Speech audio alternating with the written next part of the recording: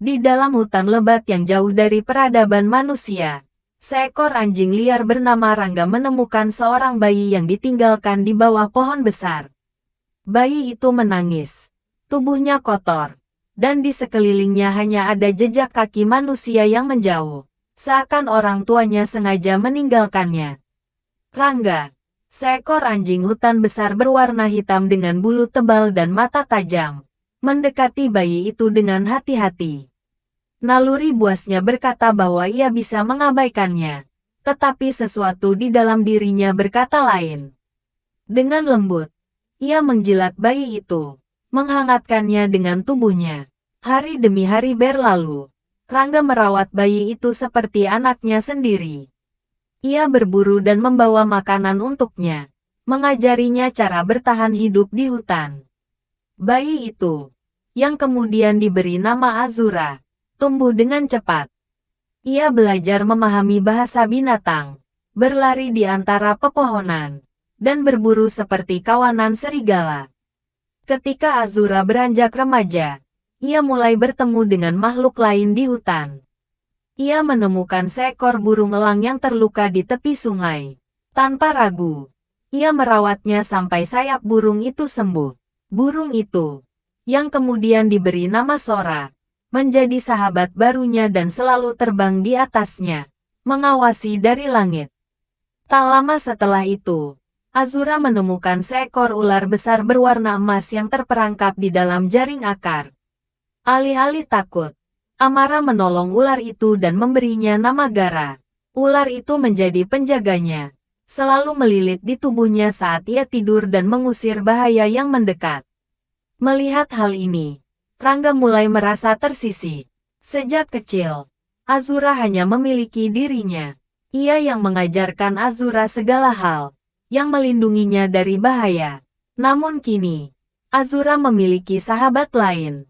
Rangga mulai merasa cemburu. Suatu malam, ketika Azura sedang bermain dengan Sora dan Gara, Rangga duduk menjauh, menatap mereka dengan tatapan dingin.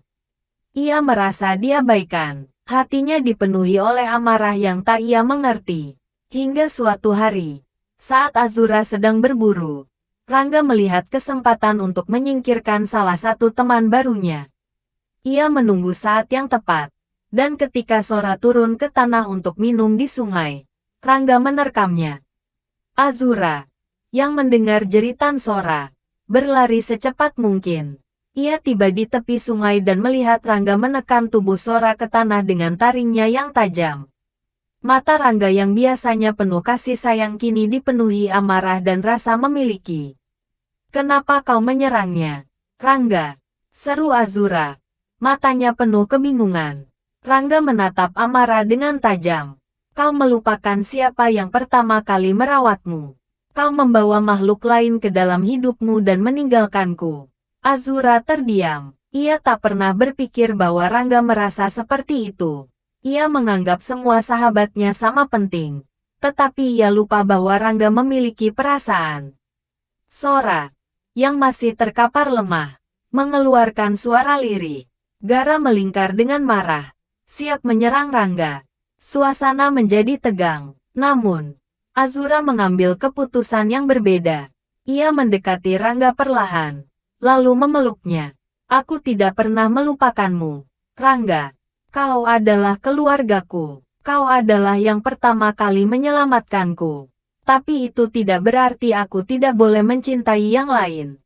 Rangga terdiam. Tubuhnya yang tegang mulai rileks, dan matanya yang penuh amarah kini berubah sendu. Ia melihat Azura yang kini telah tumbuh besar, bukan lagi bayi kecil yang tak berdaya. Akhirnya, Rangga melepaskan Sora dan menjilat wajah Azura dengan penuh kasih sayang. Ia menyadari bahwa ia tidak kehilangan Azura, hanya saja sekarang Azura memiliki keluarga yang lebih besar. Hari demi hari, Azura semakin sering menghabiskan waktunya dengan Sora. Mereka bermain di tebing, berlomba di antara pepohonan, dan berburu bersama. Setiap kali Sora turun dari langit, Azura selalu tersenyum dan mengusap kepalanya dengan lembut. Namun, Rangga mulai merasa tersisih. Ia hanya bisa melihat dari kejauhan, menunggu Azura memanggilnya seperti dulu. Tapi panggilan itu tak pernah datang. Suatu hari, saat mereka duduk di dekat api unggun, Rangga mencoba mendekati Azura, ingin duduk di sisinya seperti dulu. Namun, Azura terlalu sibuk bermain dengan Sora, tertawa dan bercanda dengan burung elangnya. Rangga menundukkan kepalanya, ia merasakan sesuatu yang asing, kesedihan yang perlahan berubah menjadi luka di hatinya. Azura yang dulu kecil dan selalu berada di sampingnya kini tak lagi peduli. Malam itu, Rangga duduk sendirian di tepi hutan, menatap langit. Ia bertanya dalam hatinya, apakah Azura masih membutuhkannya? Atau apakah ia sudah bukan bagian dari hidup anak itu lagi? Keesokan paginya, Azura bangun dan menyadari sesuatu yang aneh. Rangga tidak ada. Ia mencari ke seluruh penjuru hutan, memanggil nama anjing itu. Namun tak ada jawaban. Rangga telah pergi. Azura merasa ada yang hilang dalam dirinya. Selama ini, ia terlalu larut dalam kebahagiaannya dengan Sora hingga melupakan sosok yang telah membesarkannya. Baru kini ia menyadari betapa pentingnya Rangga dalam hidupnya. Tanpa berpikir panjang, Azura berlari ke dalam hutan, mencari ke setiap sudut yang pernah mereka lalui bersama. Jantungnya berdegup kencang, ketakutan bahwa ia telah kehilangan Rangga untuk selamanya. Namun, hutan luas dan sunyi, Rangga telah menghilang ke dalam kegelapan, membawa serta luka di hatinya yang tak terlihat. Azura berdiri di tengah hutan, merasakan perasaan yang belum pernah ia rasakan sebelumnya. Azura berdiri di tengah hutan, dadanya naik turun, pikirannya dipenuhi penyesalan. Ia telah mengabaikan satu-satunya makhluk yang merawatnya sejak kecil. Dan sekarang, Rangga telah pergi.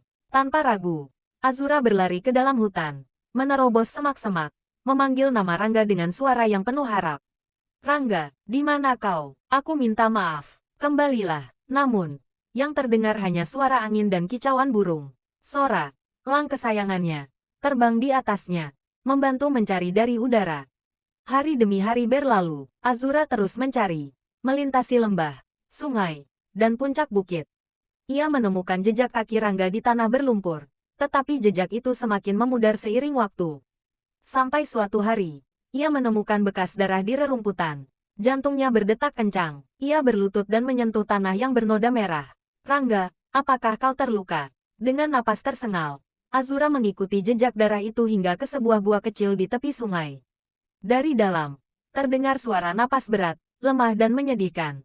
Rangga, Azura bergegas masuk dan menemukan anjing yang membesarkannya terbaring di tanah. Tubuhnya penuh luka cakaran dan gigitan. Ia pasti telah bertarung melawan sesuatu. Rangga, Azura berlari dan berlutut di sampingnya, mengelus kepala anjing itu dengan penuh kasih. Mata Rangga terbuka perlahan, dan untuk pertama kalinya sejak ia pergi, ia menatap Azura.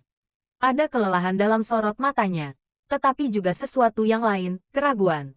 Aku mencarimu kemana-mana, kenapa kau pergi? Aku minta maaf. Rangga, aku terlalu sibuk dengan Sora sampai aku melupakanmu. Aku bersalah, tolong, jangan tinggalkan aku lagi. Air mata jatuh ke bulu Rangga. Anjing itu tetap diam sejenak, lalu dengan lemah menjilat tangan Azura. Sebuah tanda bahwa ia masih mencintai anak manusia yang ia besarkan. Namun takdir berkata lain. Rangga tidak terselamatkan. Dia meninggal dan membuat Azura sangat menyesal telah membuat Rangga merasa kesepian dan terabaikan. Dari kisah ini kita bisa ambil pelajaran bahwa jangan pernah meninggalkan dan mengabaikan seseorang yang telah rela berkorban untuk kita. Karena bisa saja mereka pergi untuk selama-lamanya.